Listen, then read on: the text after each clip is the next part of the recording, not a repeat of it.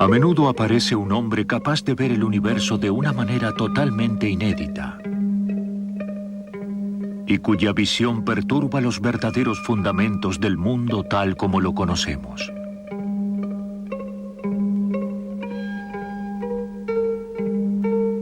Con sus ideas todavía en ebullición, Albert Einstein tenía 22 años cuando decidió cruzar los Alpes solo y a pie.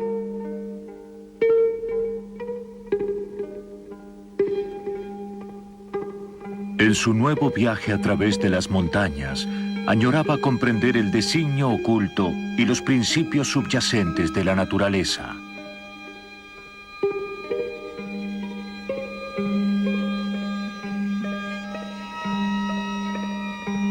A lo largo de toda su vida, Einstein buscaría esta armonía no solo en su ciencia, sino también en el mundo de los hombres. ¿Cómo veo el mundo?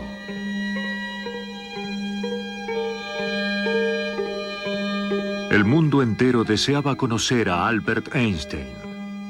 Sin embargo, siguió siendo un misterio para aquellos que solo lo conocieron socialmente y tal vez hasta para sí mismo.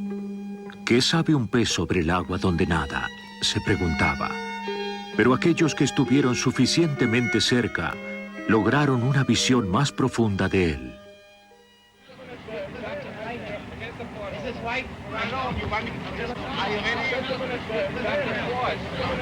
Professor Freud, CEC here in America bietet zu sein. Wenn ich Sie sehe, sicher.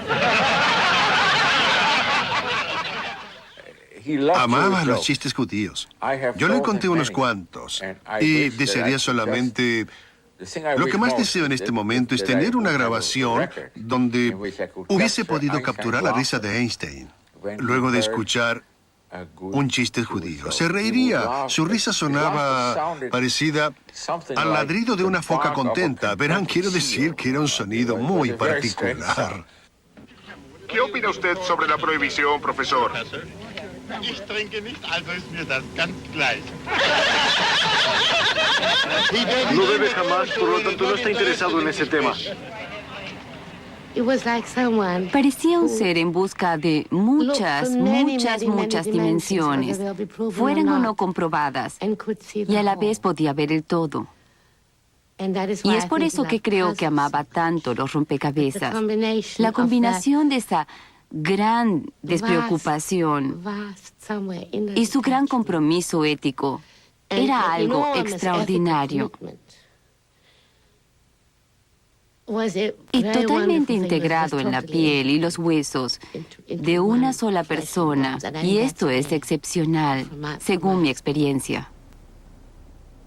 A pesar de que sabía muy bien quién era y de ser consciente de su celebridad, lo tomaba con humor y se reía de ella y aún de sí mismo.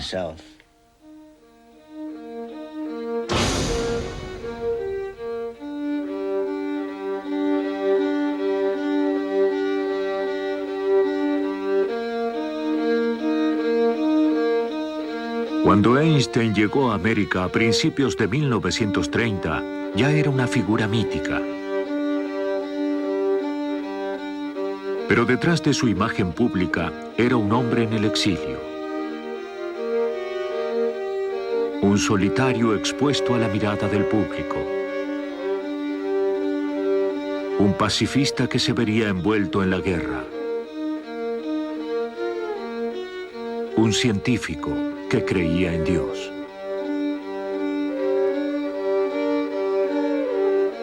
Simplificó su vida para concentrarse en su trabajo.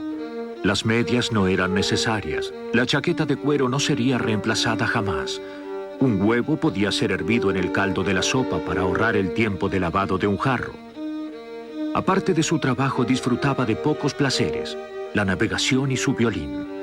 Trabajaba más como un artista que como un científico, arribando a una teoría no tanto por conclusiones empíricas, sino confiadamente por intuición. No dejarse a amedrentar por las autoridades, no sentir temor por las opiniones de los ancestros. Es una actitud en la que se puede tener una visión fresca sobre cualquier tema que aparece en el camino. Y en este aspecto, Einstein se encontraba entre los más importantes hombres de ciencia de todos los tiempos. Uno podría decir, en lo que respecta a encontrar el quid de la cuestión. Cuando tenía 15 años, se había preguntado a sí mismo cómo se vería el mundo si estuviera corriendo en una motocicleta a la velocidad de la luz. ¿Qué podría ver? Bueno, ya ven, respondió a esa pregunta en un ensayo en 1905 sobre la relatividad específica y probablemente desde los tiempos en que tenía 15 años hasta los 25 o 26 en 1905 estuvo pensando acerca de este tema.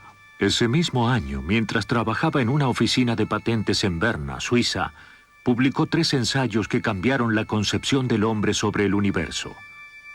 Cuestionó nuestras nociones básicas de tiempo y espacio que habían prevalecido por 300 años y proporcionó al mundo una manera nueva y revolucionaria de comprender estos temas. Su teoría sobre la relatividad, aún no comprobada, conmovió al mundo con nuevas imágenes.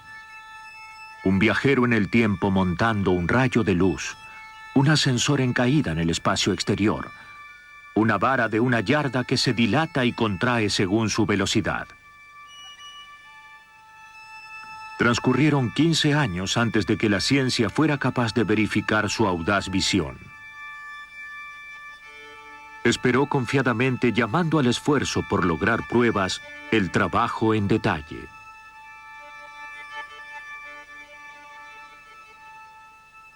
Einstein tenía fe en que la relatividad era correcta. Ahora, ¿por qué tiene tanta fe? Porque considera que es simple y es hermosa y esas son sus normas más importantes, como de hecho creo lo eran para la mayoría de los científicos, más importantes que cualquier otra norma que uno puede imaginar. No creo que fuese el primer científico que sintiera o creyera que si se puede propugnar una teoría realmente hermosa por su simplicidad y por su generalidad, hay entonces una gran posibilidad de que esta teoría sea correcta. Creo que este fue un principio conductor para Einstein, que existe sentido y belleza en el mundo físico. Una de sus principales características es que no le tenía miedo al tiempo. Ya sabes, si tú trabajas en una película y yo en un problema de física, cuando has estado ocupado en el tema durante 1 año sin llegar a ninguna parte, dices, tal vez no fue una idea tan fuerte. No para Einstein. Si tenía una idea, esta sería su forma de vida. Ese sería el camino que seguiría sin importarle el tiempo que tardara. Albert Einstein nació el 14 de marzo de 1879 en Ulm, una pequeña ciudad en el sur de Alemania, de padres judíos. Más adelante, él y su hermana Maya fueron educados en Múnich. Desde temprana edad, Einstein fue un pensador rebelde e independiente. Instintivamente odiaba el régimen de las escuelas alemanas, a las que llamaba cuarteles, y a sus maestros tenientes. En su casa se encontraba estimulado por un libre intercambio de ideas. Sus lecturas independientes abarcaban no solo la ciencia, incluyendo su libro sagrado de geometría, sino también la filosofía. Antes de llegar a la edad de la conscripción y considerando que la posición militar alemana era ridícula, obtuvo una credencial por 3 marcos que rescindía su ciudadanía alemana. A los 17 años era totalmente apátrida, un joven sin país propio. Completó sus estudios secundarios en Suiza, donde conoció a su primera esposa, una condiscípula de física, Mileva Maric. Tuvieron 2 hijos. Aunque su matrimonio no perduró, no fue a causa de sus diferentes religiones. Durante la mayor parte de la vida de los Einstein, él fue más un judío por tradición que un judío practicante. Cuando era un niño de solo 6 o 7 años, hubo un año en el que fue muy religioso. Siguió todos los ritos y preceptos judíos y, como le contara a un amigo, compuso salmos, cantos en honor a Dios que entonaría para sí en su camino al colegio. Esto se desvanecería un año más tarde.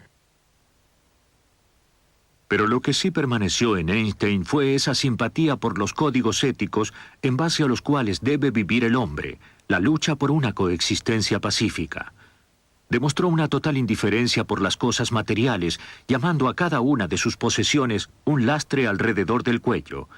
Escribió: los objetivos comunes del esfuerzo humano, posesiones, éxito material y lujo, me han parecido siempre despreciables.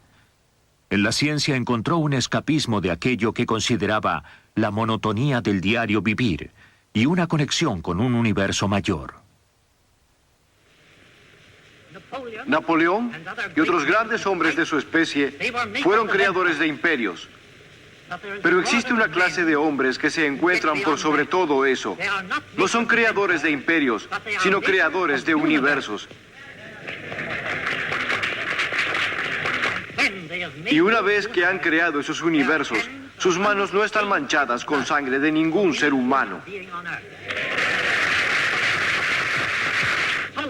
Copérnico creó un universo que perduró por 1400 años. Newton también creó un universo que duró 300 años. Einstein ha creado un universo y no puedo decirles cuánto perdurará.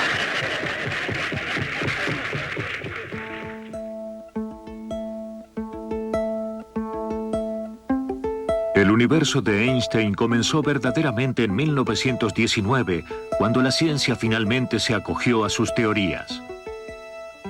Datos obtenidos durante el eclipse solar, midiendo el desplazamiento de una estrella, confirmaron sus predicciones sobre la flexión de la luz estelar en el campo gravitatorio del Sol.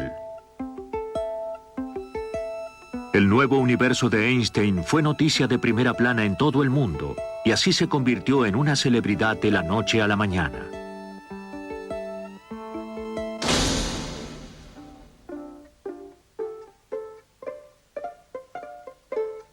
Dos años más tarde, mientras viajaba a Japón, Einstein se enteró que había obtenido el Premio Nobel en Física, no por su famosa teoría sobre la relatividad, sino por otro trabajo de física, especialmente su ecuación para el efecto fotoeléctrico. Su teoría sobre la relatividad permanecía aún controvertida en la comunidad científica. Y aquí baja del mirador luego de una ardua mañana. El rostro de Einstein ya era reconocido mundialmente. Todo lo que hacía o decía se convertía en noticia de primera plana. La construcción había sido muy ingeniosa. Debías construir el exterior y luego incorporar el interior y finalmente más exterior e interior. Fue una gran obra de ingeniería.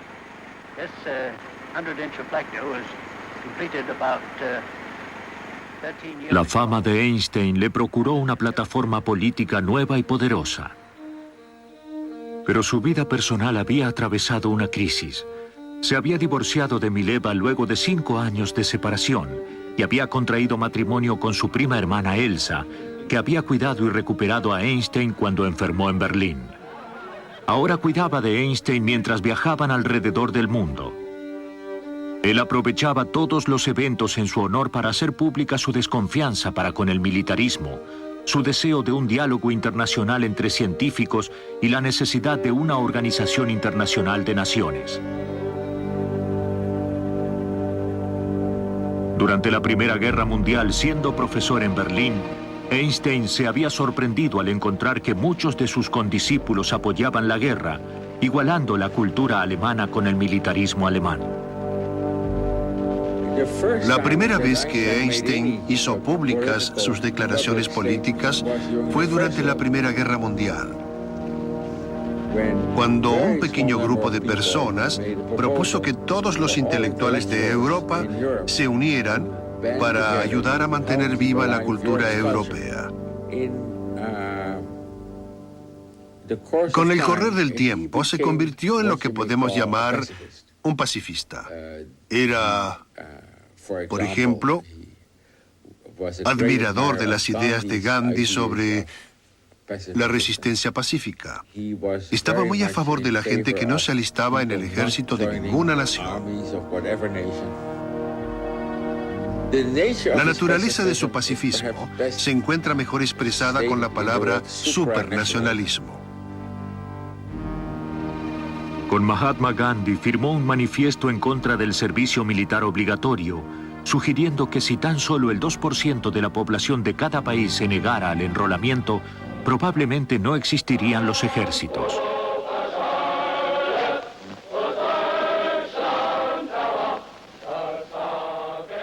Pero todo en Alemania apuntaba a las armas y a la guerra. Con plena confianza en la dignidad suprema y en la vida del individuo, estaba aterrorizado por la psicología de masa del fascismo. Hubo amenazas en su vida que no fueron tomadas con demasiada seriedad, pero sí tomó al nazismo muy en serio. Un grupo de físicos antisemitas desecharon la teoría de la relatividad por ser una teoría judía errónea. Se quemaron 2000 libros en la puerta de la Ópera de Berlín. Entre los autores figuraba Albert Einstein. Ya no era más el ilustre genio alemán, sino un comunista, un anti-alemán, un judío.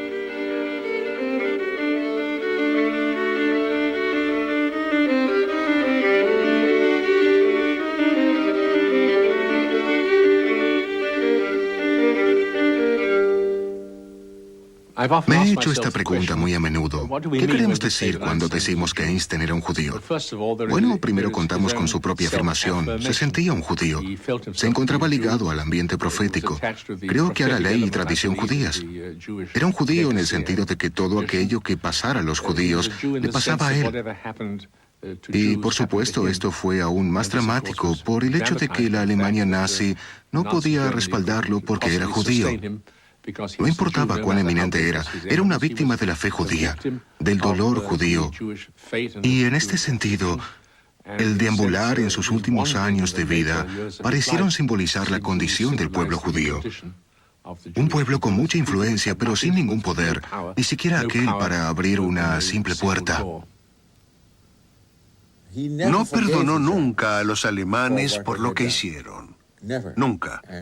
Y existen varios ensayos breves y conmovedores escritos por él como contribución, basados en la destrucción del gueto de Varsovia. Por otro lado, lo era, y esto es una sutil paradoja. Estaba profundamente enraizado en la cultura alemana. Siempre hablábamos alemán, porque era la mejor manera de comprender los matices de su personalidad. La lengua alemana era en la que se encontraba más libre para modular y para expresarse.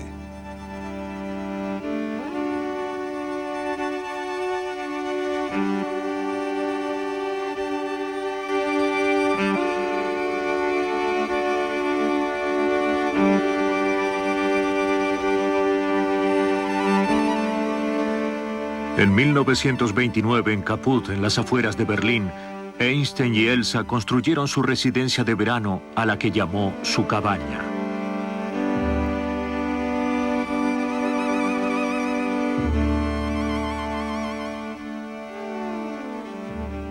Allí podía refugiarse en la naturaleza, trabajar sin ser molestado y navegar en su velero en el lago. Era un lugar idílico, donde se sentía cómodo y donde, como Elsa le escribiera a una amiga, aún los nazis locales amaban a Einstein. Pero solo habían transcurrido 3 veranos antes de que los nazis llegaran al poder, y mientras Einstein y Elsa se encontraban fuera del país, allanaron su casa y confiscaron su propiedad.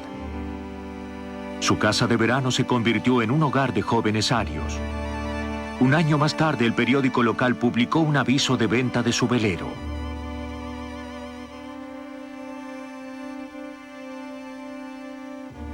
Einstein no volvería a Alemania nunca más.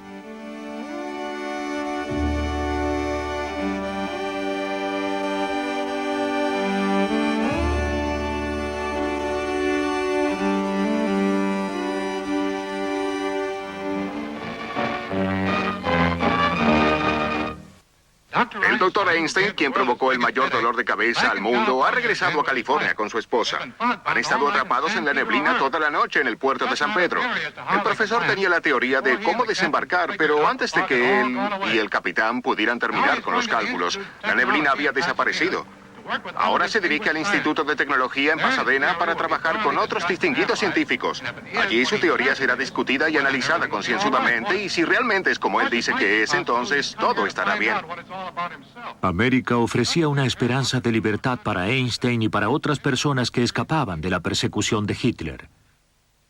Su primera impresión fue que los americanos eran optimistas, y más aún, libres de la rigidez de la sociedad europea.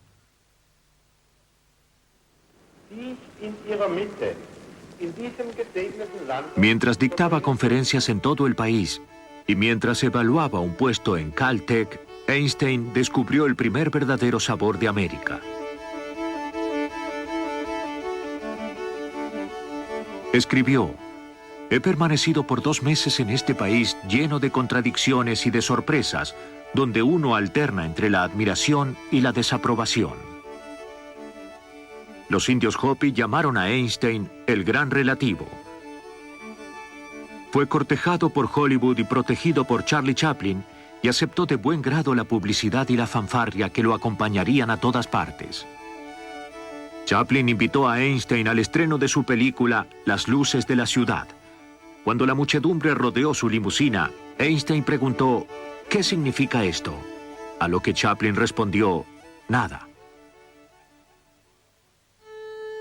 El primer viaje de Einstein a los Estados Unidos de América, 2 años antes, fue organizado a pedido del líder sionista Chaim Weizmann, con el propósito de reunir fondos para la ya proyectada Universidad Hebrea en Jerusalén. Apoyaba la preservación de la cultura y la comunidad judía y había realizado una visita especial a Palestina en 1923. Fue introducido en el espíritu de los jóvenes sionistas, pero nunca eligió vivir allí. Su camino lo conduciría a América. La pregunta por qué eligió América como su último destino puede hasta tener una respuesta prosaica. ¿Dónde podría haber ido? Pudo ser el hecho de que en ese momento un hombre en Nueva Jersey llamado Bamberger creó un instituto de estudios superiores donde sus miembros no estarían realmente sobrecargados de obligaciones. Lo sé porque yo mismo tengo esa distinción. No tienes que hacer nada que no quieras. No tienes que publicar nada si no lo deseas. No tienes que dar conferencias si no quieres.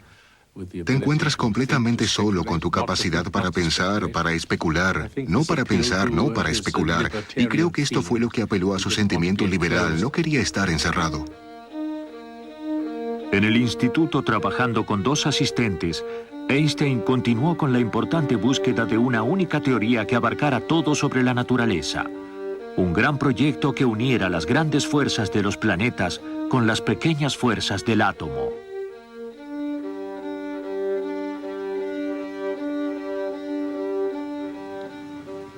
Trabajaría muy intensamente con la colaboración de 1, 2 o 3 personas como máximo, y tuvo muy poco contacto diario con otros miembros jóvenes del instituto.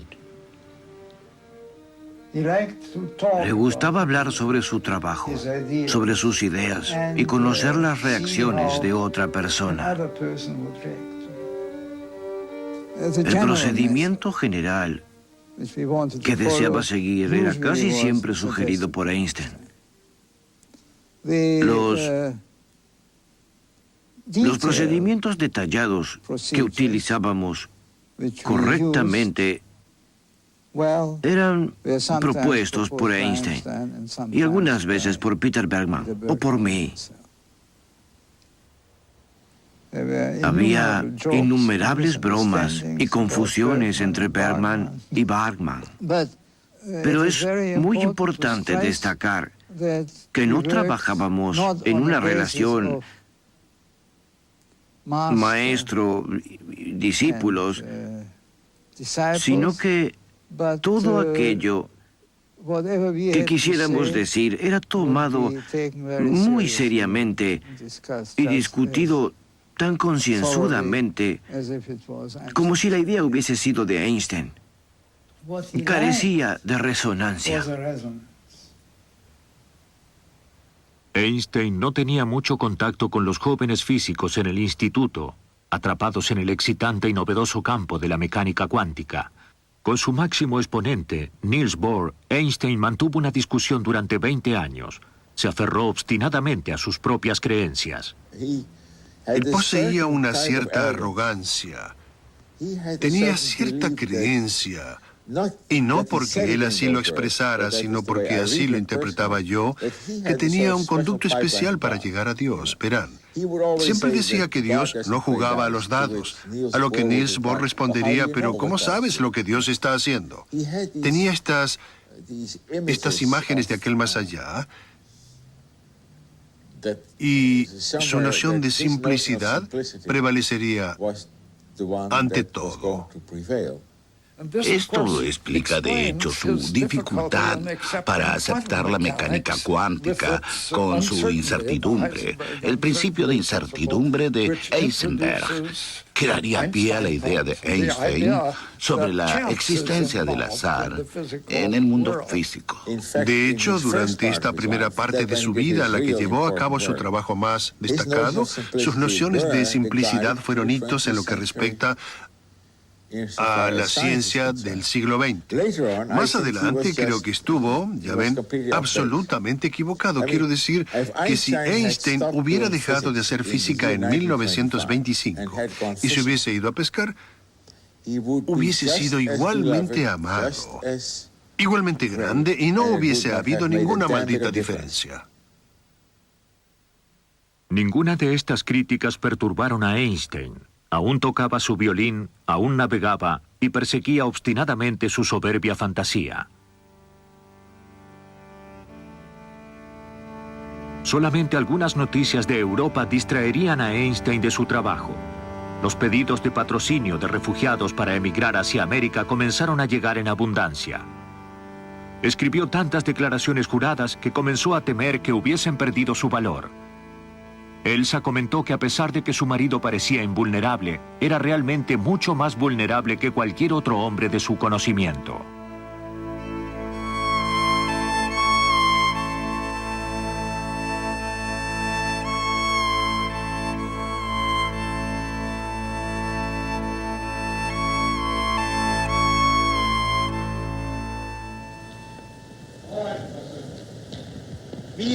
Nos encontramos frente a un acto de humanidad. Es la conservación de los valores culturales de tal importancia política como para afectar a todas las naciones y no menos a los alemanes. El destino de estos inocentes perseguidos con maldad no debe ser subestimado. Dejar a estas víctimas libradas a su desgracia sería un golpe duro para todos aquellos que creen en la solidaridad humana y alentaría a aquellos que creen solamente en la fuerza y en la opresión y que actúan en base a ellas. Cuando los nazis llegaron al poder, creo que Einstein se enfrentó con este dilema.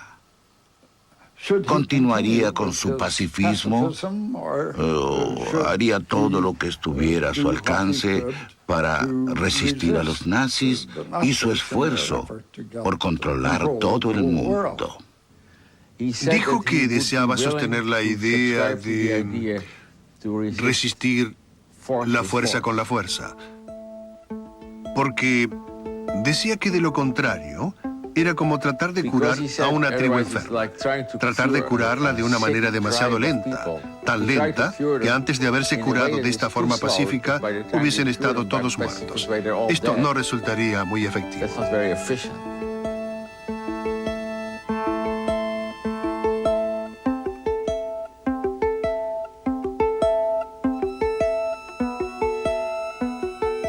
Einstein le escribió a un amigo íntimo: debido a las tradiciones miserables de los alemanes, una raza tan cruelmente desordenada, sería muy difícil remediar la situación sensatamente. Ni qué hablar de recursos humanitarios. Deseo fervientemente que al final de la guerra, con la ayuda bondadosa de Dios, se terminen matando los unos a los otros.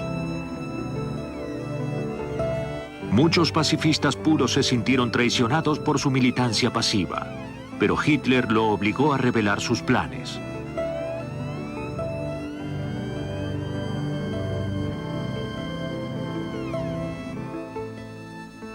En 1939, Einstein recibió noticias de que físicos alemanes habían tenido éxito en lograr la fisión nuclear.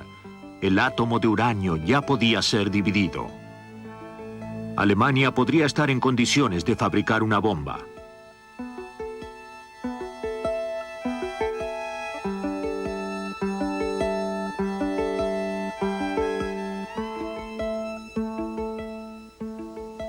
Sabíamos que los alemanes estarían en condiciones de fabricar armas atómicas. Por tal motivo queríamos interesar a los Estados Unidos en la producción de armas nucleares, de manera que Hitler no fuese el único en perfeccionarlas.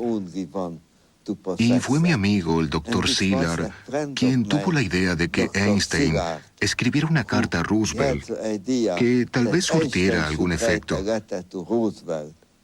No sabía nada acerca del proceso de fisión, que era de hecho el kit de la cuestión. Pero lo comprendió en 15 minutos y así fue que dictó una carta que fue alcanzada a Roosevelt. Roosevelt designó al Bureau of Standards para que se interesara en el tema de las armas nucleares, comprobara si eran factibles y, de serlo, qué efecto podrían tener. Señor, un trabajo reciente de E. Fermi y L. Szilard me llevan a pensar que el elemento uranio puede convertirse en una nueva e importante fuente de energía en un futuro cercano. De ahí que existe la posibilidad de que bombas extremadamente poderosas de un nuevo tipo puedan ser fabricadas. Ante esta situación sería conveniente sugerir una recomendación para la acción del gobierno.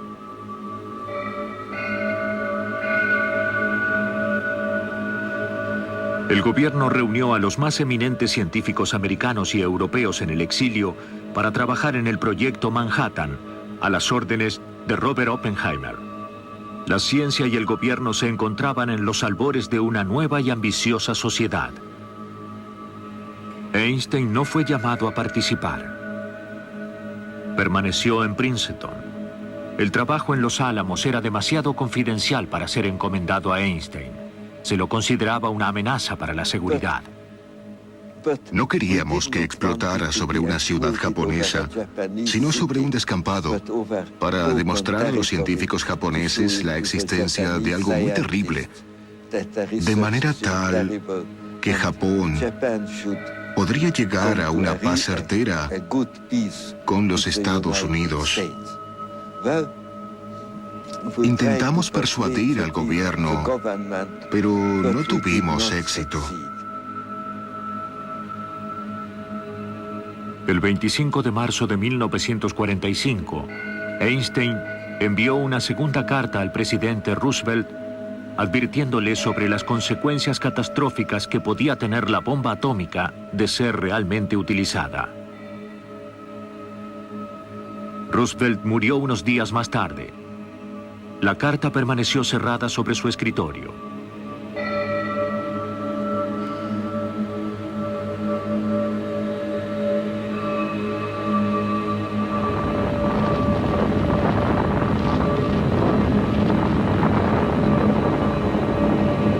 El 6 de agosto de 1945, la bomba fue arrojada sobre Hiroshima. 3 días después, otra bomba explotó sobre Nagasaki. Capitán Behan, ¿cuál fue su mejor experiencia en este histórico vuelo? Supongo que habrá sido cuando las nubes se abrieron sobre el blanco de Nagasaki.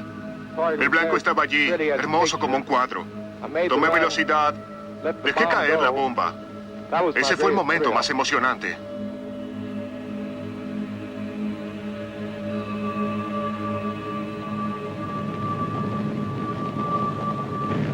Einstein le comentó a un amigo al escuchar las noticias: Podría quemarme los dedos si no fuera cierto que escribí esa primera carta a Roosevelt.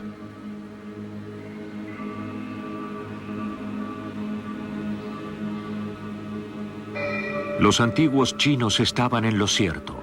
Es imposible conocer los resultados de nuestras acciones.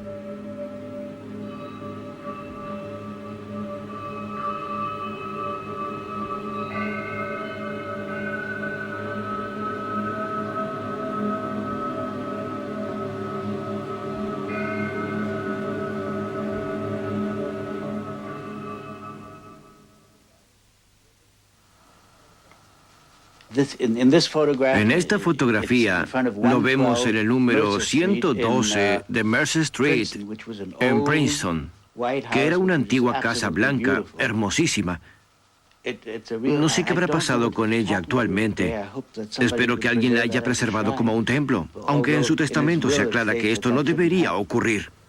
¿Las casas tienen espíritu? Quiero decir, había algo en esa casa. Esa vieja casa americana de tejas de madera, con techos muy bajos y donde todo se encontraba un poco desequilibrado.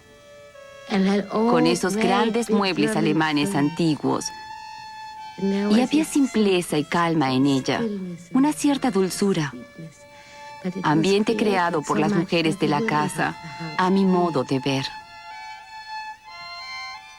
Desde la muerte de su esposa Elsa en 1936, Einstein había estado viviendo con su cuñada Margot, su secretaria de 20 años, Helen Dukas, y su hermana Maya. Después de la guerra, Maya enfermó y quedó postrada. Einstein le leía todas las noches sus autores favoritos, Tolstoy y Goethe.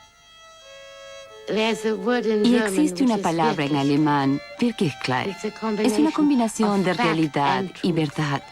Y ese sentimiento genuino, y esa dulzura, y esa sencilla Wirklichkeit se encontraba en esa casa. Wirklichkeit.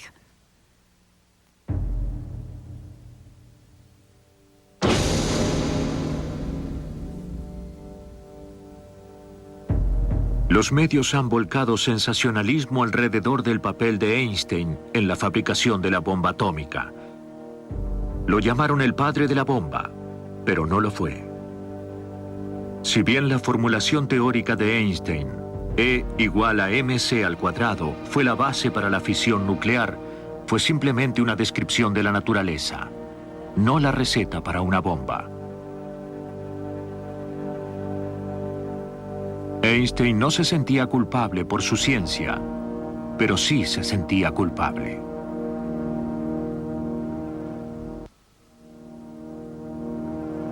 La conexión entre Einstein y la bomba atómica provocó una violenta embestida de cartas y telegramas. Helen Dukas intentó protegerlo. Se retiró a Mercer Street, pero la calma no era la misma. Los peores temores de Einstein se habían concretado. Los resultados de la ciencia no eran favorables. Ahora el hombre podía destruir el mundo. Einstein estuvo agobiado por el mal uso de aquello que más amaba y creía que una nueva forma de pensamiento era necesaria. Sentía la profunda obligación moral de actuar.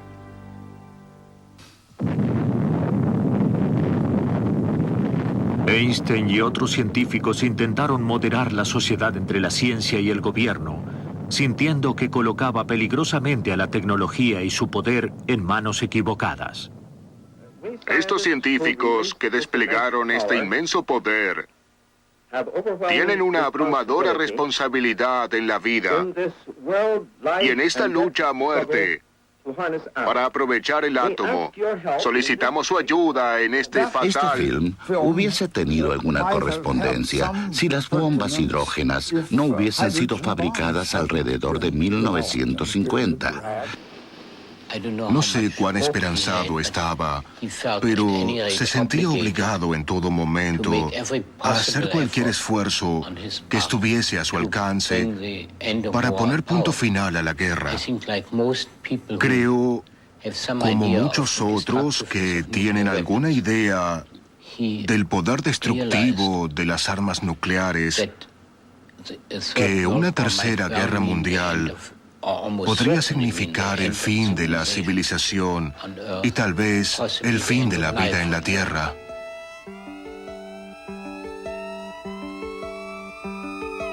¿Qué necesidad hay de responsabilidad?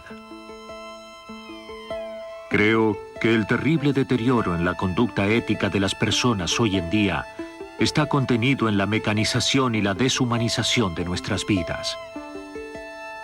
El catastrófico derivado del desarrollo de una mentalidad científica y técnica. Somos culpables. El hombre se enfría más rápido que el planeta en el que vive.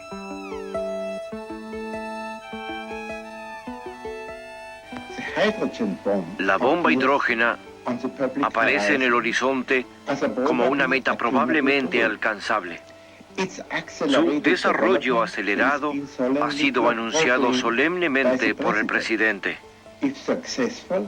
Si llegara a tener éxito, el envenenamiento radioactivo de la atmósfera y por ende la aniquilación de cualquier tipo de vida sobre la Tierra han sido consideradas dentro de la gama de posibilidades técnicas. Durante un periodo de 5 años, comenzando en 1949, el FBI, bajo las órdenes de Edgar Hoover, comenzó a reunir un amplio archivo sobre Einstein. Pero el gobierno no fue tan lejos como para llamarlo a declarar. Durante las audiencias de McCarthy, Einstein exhortó a una resistencia pasiva. Advirtió sobre el alegato de la Quinta Enmienda que protege contra la autoincriminación, apoyando el de la primera que protege la libertad de expresión. Su amigo Oppenheimer, acusado de simpatizar con los comunistas antiamericanos, no tuvo en cuenta la advertencia de Einstein. El primer presidente de Israel, Chaim Weizmann, murió en noviembre de 1952 y mientras se discutía sobre su sucesor, Ben Gurion tuvo la audaz idea de ofrecerle la presidencia a Einstein. Antes de que pudiera ponerme en contacto con él, sonó el teléfono y era él mismo quien telefoneaba. Apenado e inmerso en una especie de pánico histérico, diciendo, por favor, ¿podré borrar esta idea de mi agenda? Dijo, me opongo abierta e implacablemente a la misma, no lo haré, y ¿puedes hacer algo para que se retiren todos estos reporteros gráficos? El primer ministro de Israel arriba a Princeton, New Jersey, para visitar al doctor Albert Einstein, uno de los más grandes científicos, el padre de la relatividad y el hombre cuya fórmula física condujo a la explosión atómica, actúa de anfitrión del líder que desempeñó un papel preponderante en la creación de la nación de Israel. Me están llamando, están viniendo a la casa. Por favor, termina con todo esto de una vez por todas. Y agregó esta frase, realmente conozco algo sobre la naturaleza, no sé nada sobre el género humano y de cualquier modo jamás firmaría algo que no creyera. No obstante, sentí que se encontraba halagado y complacido con la idea de que su nombre surgiera en ese contexto. Y cuando uno se dirigía a él como yo lo hacía, como el más grandioso judío vivo, debo decir que no parecía renegar de esa denominación ni mostraba indignación alguna. Einstein continuó su trabajo sobre la teoría del nuevo campo unificado, aunque su salud decaía. Su primera esposa, Mileva, y su incondicional amigo, Michael Beso, habían fallecido recientemente, pero fue realmente la muerte de su hermana Maya que lo hizo sentir muy desamparado. Tenían temperamentos muy parecidos y siempre estuvo cerca de ella.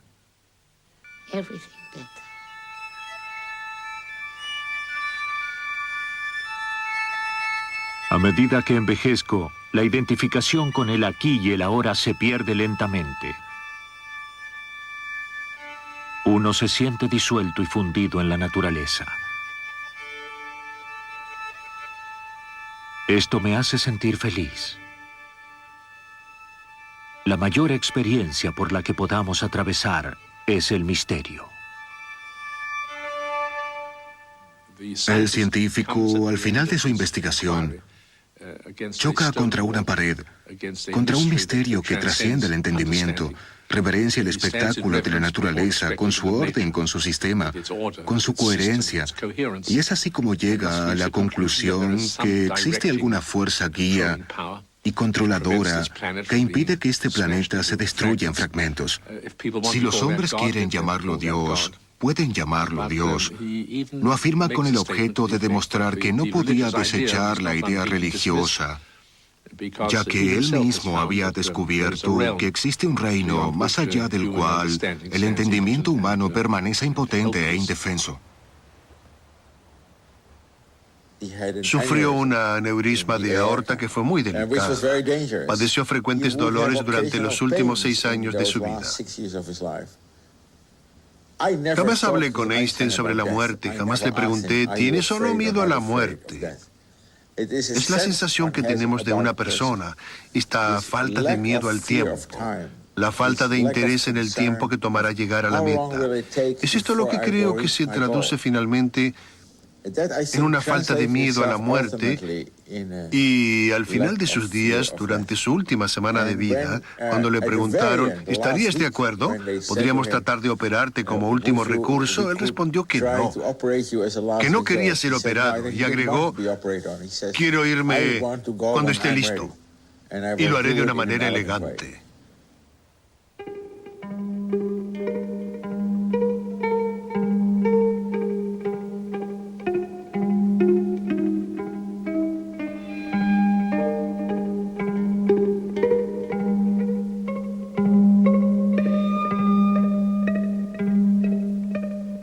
Nuestra situación en este mundo parece extraña.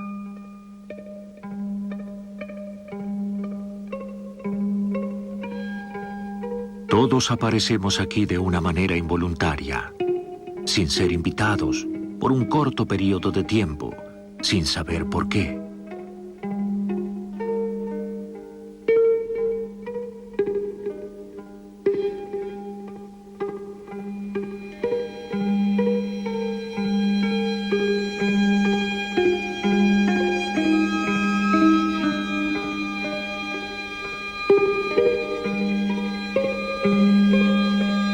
Para mí es más que suficiente maravillarse ante estos secretos.